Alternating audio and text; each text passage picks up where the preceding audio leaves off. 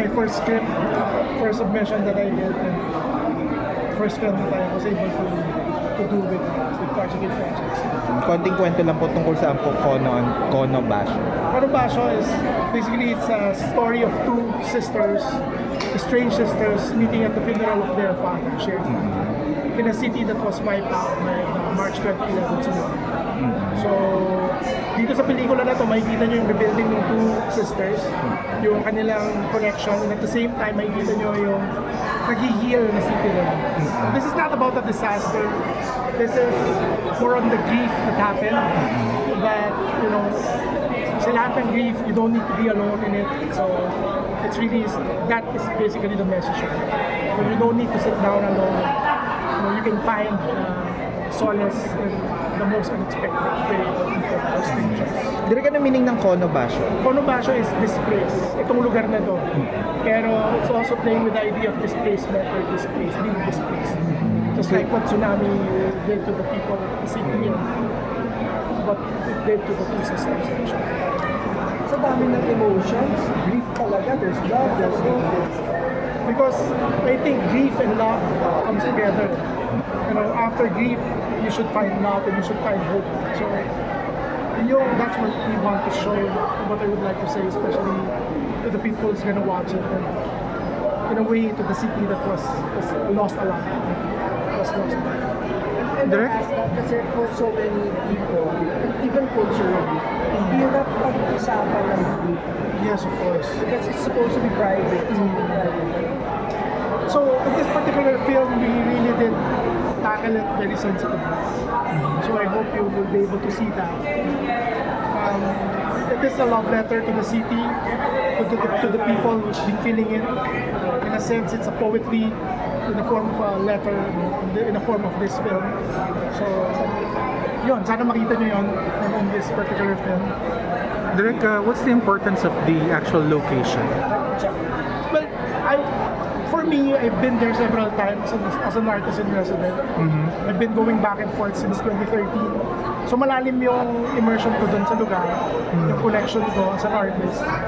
And I was able to reflect on it. And I've seen how it was developed and rebuilt. So malaking bagay yun for me. And dito makikita nyo yun, yung mga kinunan ko noong 2013, 2014, it has become part of this film. Without knowing na nagamit ko siya or So mapapakita ko siya. it will touch on the earthquake and what happened. In a sense, yes. This is part of the tale of the city. Yeah. Pero we're not talking about it. Hindi yun eh. Kasi in each disaster, you don't really need to talk about, you know, that particular thing that happened to them.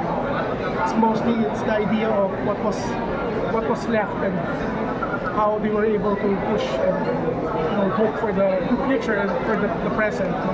So yun yung mas doon kami nag-angkla. We didn't dramatize what that disaster is about. And I hope you will see that. What about, does it also touch, in a sense, about depression, you think? I think that's part of it, but we didn't really want to push it that further. You'll see it. Yeah. You'll see it.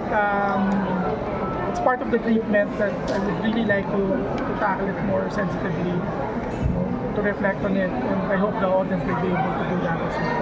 Sir, trailer pa lang po kasi ang ganda-ganda na ng frames na ginawa ninyo. Who thought of that? And It's a team effort, but we were led by our main, of course, the main cinematographer. Our cinematographer is Dan Villegas. So after a few years, this is his comeback again as a cinematographer. Being as a director and a producer for several years itong mga nakaraan. Ngayon, he's coming back as a cinematographer, and he really mentored me, and we were able to collaborate. And itong KONO BASHO would be as beautiful as it is if not for Direct Dan and of course the whole team who made it. Pero Francisco is my production designer, Yobi Marquez is my colorist. I'm guided by Pamiras for the consultancy in terms of script. Antonetta Daone. I'm really surrounded by amazing people. So kahit na first time ko siya, I felt that I was really just focusing on what I needed to do, and I was able to do it. So I'm happy with it. So Can't wait to see that. Did you have auditions or? for the Japanese cast, we really pitched to Arisa Nakano. Our Japanese producer, Masumi Sogo, was able to pull it off.